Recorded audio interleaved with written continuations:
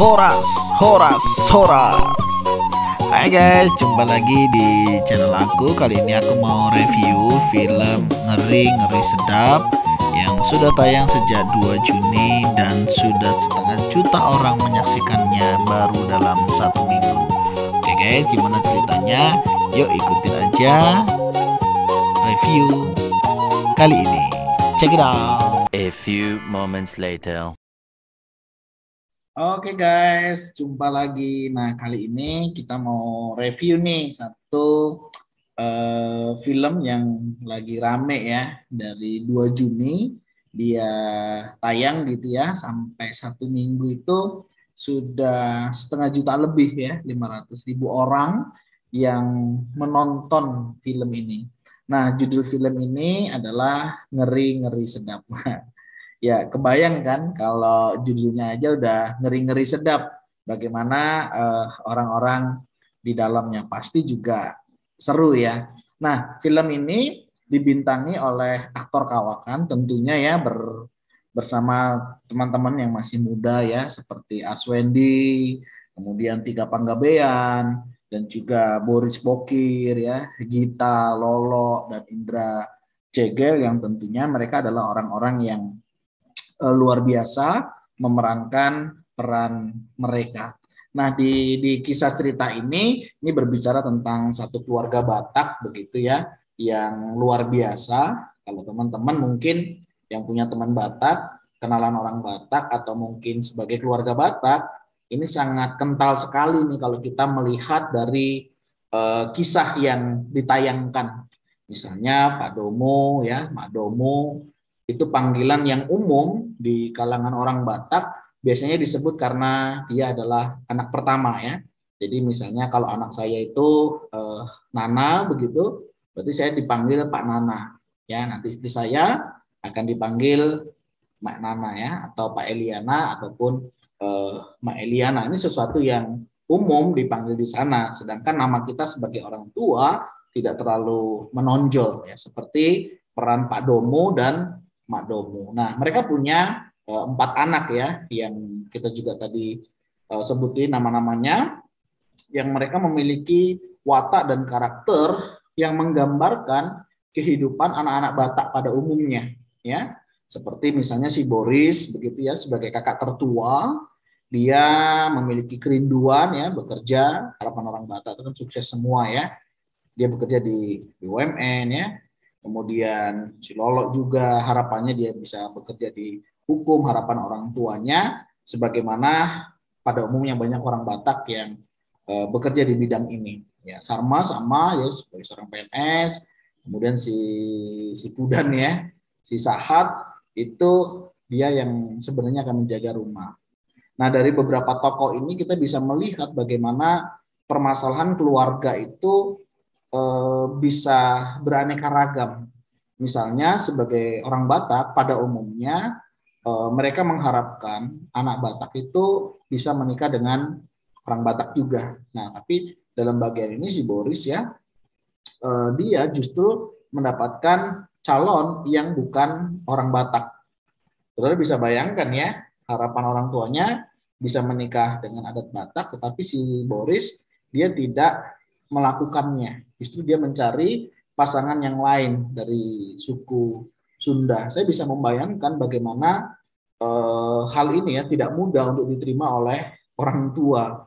Karena apa? Bisa secara adat, kemudian secara relasi itu juga akan sangat mempengaruhi. Saya masih ingat waktu saya diperkenalkan ke orang tua istri saya ya, Jawa katanya. Saya masih ingat, mirip banget ya ketika saya dikomentari sebagai seorang Jawa. Aduh, dapat orang Jawa katanya. Istri saya orang Batak dan tahu waktu kenal saya orang Jawa, bukan hal yang mudah untuk langsung diterima. Wah, banyak penolakan yang hampir mirip sekali dengan Pak Domo itu ya. Nah, memang endingnya diperkenalkanlah dengan adat Batak dan kita menikah dengan adat Batak walaupun mama mertua tidak sempat melihat kami, tetapi masih ada ayah mertua yang menyaksikan kami. Yang kedua, konfliknya adalah si Lolo ya, bagaimana kita melihat dia, harapannya dia kuliah dari hukum, ya bekerja sesuai dengan bidangnya.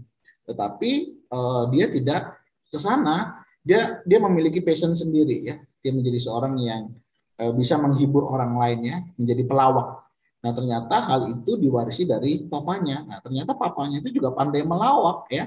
Ketika di kedai tua ya, satu budaya yang menarik sekali di sana diceritakan kedai tua ya. Dan itu tempat memang nongkrong yang paling asik di orang Batak ya. Dan ini sesuatu yang sangat menarik, memberikan inspirasi, dan banyaklah tercipta para penyanyi-penyanyi Batak yang luar biasa ya. Karena memang mereka terbiasa ya dengan tarik suara. Nah, tentunya harapan yang tidak sesuai ini menjadi beban bagi orang tua. Memang ada 3 harapan atau nilai keberhasilan orang Batak ya. Asangapon, Hagabeon, Hampuraon ya. Kekayaan, keturunan, seperti itu ya. Posisi dan jabatan. Dan satu lagi yang menarik yaitu Aporseaon, itu tentang bagaimana kepercayaan kita di dalam Tuhan, yang itu sebenarnya tidak boleh ketinggalan ya. Satu ucapan syukur di dalam kehidupan kita. Nah, yang selanjutnya adalah yang si bontot ya, mereka tinggal di Jawa, tinggal di Jogja ya, sampai dia tidak mengerti ya tentang adat lagi. Satu kali ada acara pesta ya, di acara neneknya begitu, dia bingung untuk memanggil nama seseorang sampai dia salah ya. Mulai dari Namboru, Namtulang ya, sampai karena dia stres gak ngerti, dia harus panggil apa, dia panggilnya apa? Bude. Orang juga bingung ya. Nah, dari gambaran ini mengingatkan kita anak-anak rantau ya, seringkali kita juga bisa demikian, di mana kita bisa lupa asal kita dari mana, budaya kita bagaimana, yang tentunya ini yang seringkali menjadi kekhawatiran para orang tua. Ya, mereka takut kalau anak-anak mereka tidak lagi mengerti apa yang seharusnya mereka ketahui sebagai anak Batak. Ini khusus kita berbicara tentang keluarga Batak, dan bisa jadi ini juga ada di suku-suku yang lain juga bisa demikian. Nah, kisah ini memang cukup menarik karena dikemas dengan konflik keluarga. Berbicara tentang konflik keluarga, dimanapun, kapanpun, siapapun bisa berkonflik. Dan menariknya ada satu hal yang cukup disegani di dalam kehidupan orang Batak, yaitu Amang Pandita ya, atau seorang bapak pendeta, di mana bapak pendeta hadir memberikan kesejukan, dan ini menjadi satu bagian di dalam kehidupan orang Batak, di mana apapun yang terjadi, hormat kepada seorang pendeta itu sangat luar biasa sekali ya. Ketika mereka ada konflik, ketika mereka ada masalah, dan Amang Pendeta lah yang mereka cari ya, sebagai orang yang Tuhan pakai sebagai wakilnya yang ada di dunia. Nah, kerinduan sebagai orang tua pasti ya sangat ketika anak-anaknya sudah lama pergi merantau. Nah, ketiga anaknya ini memang mereka merantau jauh dari orang tua. Saya bisa merasakan, saudara, ketika kita merantau ya, orang tua kita ada di kampung dan kita nggak pulang-pulang. Itu sesuatu yang memang sangat menyakitkan bagi orang tua. Istilahnya kecil dibesarkan, udah besar lupa sama orang tua. Ini tentunya sesuatu juga yang nggak baik ya buat anak perantau khususnya. Saya percaya mereka memang tidak mengharapkanlah seberapalah keberhasilan kita, tapi paling tidak ingatlah orang tua. Nah, pelajaran yang paling mengena sama saya itu adalah bagaimana kita sebagai anak perantau, kita mau ingat sama orang tua kita. Nah, ini yang nggak mudah ya. Kadang kerinduan orang tua itu nggak banyak sih. Lihat anaknya bisa pulang aja, itu sudah menyenangkan bagi mereka. Buktinya ketika mereka bisa pulang, Mak Domo senang sekali melihat anaknya bisa pulang. Walaupun untuk menghadirkan kepulangan mereka itu harus dengan konflik. Memang tidak mudah membawa anak rantau itu bisa pulang. Ya, dengan sengaja Pak Domu dan Mak Domu itu harus membuat sebuah konflik supaya anak-anaknya bisa pulang. Kadang memang ya kesibukan kita itu bisa membuat kita jadi lupa akan kampung halaman. Kadang kita berpikir, asal aku kirim uang, asal aku kasih kabar cukup. Padahal orang tua tidak mengharapkan hal demikian. Yang mereka harapkan adalah kita bisa pulang, ingat sama mereka. Permintaan orang tua itu sebenarnya nggak banyak. Dan banyak anak yang tidak tahu akan hal ini. Orang tua itu hanya ingin dihargai, dihormati, diterima sebagaimana adanya mereka. Nah, kita seringkali anak-anak rantau merasa kita memberikan uang, kita memberikan perhatian cukup, Apa yang kamu pengen ngomong aja, kita bisa kirim. Kita merasa kita sudah berbuat banyak kepada mereka. Padahal kita lupa kerinduan mereka untuk berjumpa dengan kita itu jauh lebih tinggi dibanding dengan apa yang dapat kita berikan. Nah, pesan buat anak-anak rantau, jangan lupa ngasih kabar sama orang tua. Syukur-syukur ada waktu pulang. Lihat mereka, ingat mereka, selagi masih ada kesempatan. Saya teringat dengan satu lagu yang menarik. Nggak ada gunanya kalian nanti pulang, membuat pesta yang besar, membuat acara yang luar biasa kalau kami sudah meninggal. Karena apa? Nggak ada gunanya. Oleh sebab itu menjadi bagian kita, selagi masih ada kesempatan, yuk kita jumpai orang tua kita. Kasih waktu bersama dengan mereka. Nggak ada salahnya kita membahagiakan mereka. Kita ajak jalan-jalan mereka melihat Danau Toba. Ya walaupun diungkapkan sudah ngerti nyatu Danau Toba ini. Lahir besar di sana. Tapi akan berbeda ketika kita anak-anaknya membawa mereka untuk pergi melihat Danau Toba ini. Indahnya bukan karena yang lain, tapi karena ada anak-anak yang bersama dengan mereka. Apa sih kebanggaan orang tua kalau tidak bisa melihat anak-anak mereka? Saya bisa merasakan hal itu karena saya juga anak merantau. Yang tentunya bukan hal yang mudah memang untuk kita bisa pulang.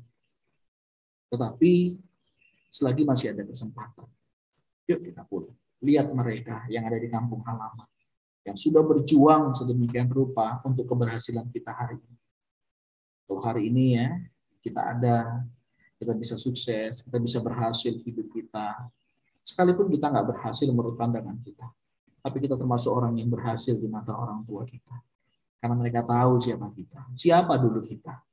Kalau kita bisa merantau, itu sesuatu hal yang luar biasa. Ya. Pesan buat anak-anak merantau. Jangan siksa orang tua kita hanya karena menahan rindu untuk berjumpa dengan kita. Kasih kesempatan. Selagi mereka masih hidup. Kalau mereka sudah tidak ada, nggak ada gunanya kita pulang. Nggak ada istimewanya ketika kita melihat kuburan mereka. Selagi masih ada kesempatan untuk kita melihat mereka, lihatlah. Dan ini jadi kesempatan untuk kita bisa berbagi rasa sukacita kita bersama dengan mereka. Dan satu hal yang kita juga nggak boleh lupa, sebagai orang Batak, anak Batak, ya dimanapun berada, pergi kemanapun, tetap ingat ya, adat budaya kita. Saya bersyukur saya diberi marga ya, waktu menikah. Dan saya bersyukur saya di sini punya komunitas, saya bisa banyak belajar dari para senior saya tentunya.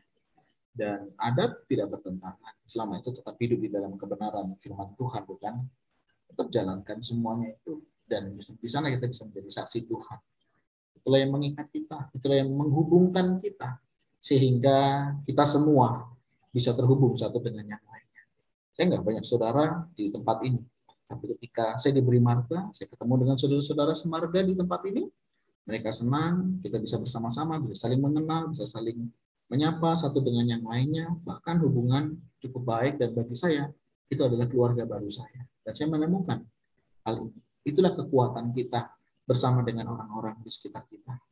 Ibarat tungku, ada 3 tungku di dalam kehidupan ini. Kita orang gereja, saudara seiman kita lah. Tungku kita yang pertama. Di lingkungan, itulah tungku kita yang kedua. Dan yang ketiga adalah komunitas kita atau keluarga kita. Itulah yang akan menopang kita sehingga tungku ini bisa kuat, tidak mudah tumpah. Kenapa? Ada yang menopang. Dimanapun, kapanpun, dan siapapun, mereka adalah orang-orang yang akan bersama dengan kita. Saya banyak belajar dari film ini. Ya, ada lucunya, ada. Sedihnya banyak. Sampai anak saya, "Papa kok menangis?" Ya, saya bilang, saya menangis juga. Menangis dalam saya teringat bagaimana pengorbanan orang tua membesarkan saya sampai saya seperti ini. Tapi saya belum bisa membalas mereka. Ya, saya mengajarkan kepada anak-anak. Selagi ada kesempatan membahagiakan orang tua, bahagiakan. Permintaan orang tua nggak banyak. Melihat mereka bahagia, kita loh sudah bahagia. Jadi, pelajaran yang pertama, konflik akan selalu ada. Pasti. Ya, pelajaran saya melihat Pak Domu ya, dia cukup tegas. Dia punya prinsip. Tapi ketika istrinya meminta, Mak Domu meminta supaya menjemput dengan syarat membawa keluarganya, dia dengan rendah hati loh. Dia jumpai anaknya satu persatu. Dan itu sesuatu hal yang luar biasa. Saya salut sama orang tua Batak ya. Demi anak, demi keluarga, rela mengorbankan harga diri. Itu nggak mudah. Itu sesuatu hal yang luar biasa. Itu saya lihat dari Pak Domu yang luar biasa punya hati. Mak Domu sebagai seorang ibu, sesakit apapun dia, tetap pengen lihat anaknya bahagia. Dan permintaannya sederhana. Yang jemput saya bukan keluarga kalian yang lain, tapi anak-anak kita. Satu hal yang luar biasa. Saya melihat bagaimana dia sebagai seorang istri menjaga wibawa suami, menjaga ya, bagaimana seorang suami tetap bisa dihormati oleh anak-anak. Walaupun sempat ada konflik ya, ketika permasalahan itu diungkapkan semua. Ada katarsis di sana yang saya lihat, dan ini sesuatu yang sangat baik ya. Segala sesuatu unek-unek ketika diungkapkan, itu menjadi sehat, tidak dipendam. Saya melihat Mak Domu juga luar biasa memberikan dukungan buat suami, dan ini menariknya perempuan Batak menjaga harga diri dari suaminya. Itu sesuatu yang luar biasa yang saya lihat dan saya temukan di dalam istri saya. Yang saya melihat juga dari Sarma sebagai anak perempuan, memang dia sempat disalahkan, disalah mengerti. Biasa anak perempuan Batak ya, seperti itu kan. Tapi menariknya dia tetap dibutuhkan dan dia tetap merawat orang tuanya. Boris ya, itu juga menjadi sebuah pelajaran. Dia tetap ya pesan orang tua dimanapun. Sebenarnya nikah sama siapa aja sih masih oke. Yang penting apa, komunikasi yang saya lihat ya. Jadi anak-anak merantau Batak, kalau kau memiliki pasangan hidupmu, jodohmu ya mungkin tidak sama satu suku, komunikasikanlah dengan baik ke orang tuamu, hargai mereka, hormati mereka. Dan tentunya dengan komunikasi yang baik akan mendapatkan hasil yang baik. Terkait dengan pekerjaan, apapun pekerjaan kita, selama itu bisa menjadi berkat, tidak ada masalah. Dan itu yang saya lihat dari juga Pak Domu mengharapkan anaknya ini bisa lebih baik sebenarnya. Tapi nggak ada masalah ketika dia tetap berpikir untuk dia akan tetap berjuang di sana ya, sebagai seorang yang menghibur ya, si Gabe ya. Baik Domu, Gabe maupun si Sahat yang merantau ke Jawa sampai dia lupa. Jangan lupa ya, walaupun kau sudah merantau kemanapun ya, mau di ujung Indonesia, mau di luar negeri, tetap ingat adat dan budaya. Di sana kita dibesarkan. Ya, saya kenal ada beberapa anak memang sudah lupa dengan adat Batak. Ya, jangan sampai salah ambil ulos ya, karena itu adalah sebuah nilai yang tentunya akan kita jaga bersama. Banyak pelajaran dari film ini buat teman-teman yang sudah menonton. Boleh juga share pengalamannya, berkat apa yang diterima, pengalaman apa yang didapat juga boleh. Nah, buat teman-teman yang belum nonton, boleh deh nonton film ini. Dan menarik, film ini juga menunjukkan nilai kekristenan yang bagi saya ini penting ya, tentang perceraian. Ya, di kekristenan memang perceraian itu nggak boleh ya. Walaupun ada beberapa orang juga menjalankannya ya biasalah karena satu dan lain hal. Tapi kebenaran dalam firman Tuhan itu sangat ditonjolkan sekali di dalam film ini, bagaimana perceraian itu tidak diperkenankan. Ya, jadi nilai-nilai kekristenannya dapat, nilai kekeluargaannya dapat, adat budayanya juga dapat, dan ini luar biasa banget ya, berhasil. Dan saya melihat sesuatu yang luar biasa bagaimana budaya Batak jadi lebih terkenal. Orang Batak juga lebih dikenal lagi, tidak hanya dikenal sebagai orang yang galak ya, yang keras seperti itu, tapi juga ada lemah lembutnya di sana. Ada kasih yang paling utama di sana. Ya, jadi kita nggak perlu canggung ya dengan orang Batak. Ternyata orang Batak juga baik ya. Dan ini sesuatu yang penting buat kita di dalam berelasi. Ya, siapapun kita, dimanapun kita, kapanpun kita, tetaplah menjadi berkat. Dan thank you buat teman-teman yang juga sudah bermain, ini luar biasa. Rating 10 ya, 9,8 ya. Dan itu sesuatu yang istimewa, yang duanya kita kasih. Nah, oke, terima kasih banyak buat teman-teman juga yang boleh menyaksikan video review aku. Semoga review ini juga boleh menolong ya buat teman-teman yang memiliki pengalaman yang berbeda waktu nonton film ini, boleh juga dibagikan. Oke, thank you buat semuanya. Sampai kita ketemu di film-film yang lain. Semoga kita tetap semangat menjaga adat budaya, keluarga, dan nilai-nilai kebenaran firman Tuhan di dalamnya. Thank you. Tuhan Yesus memberkati. Bye-bye.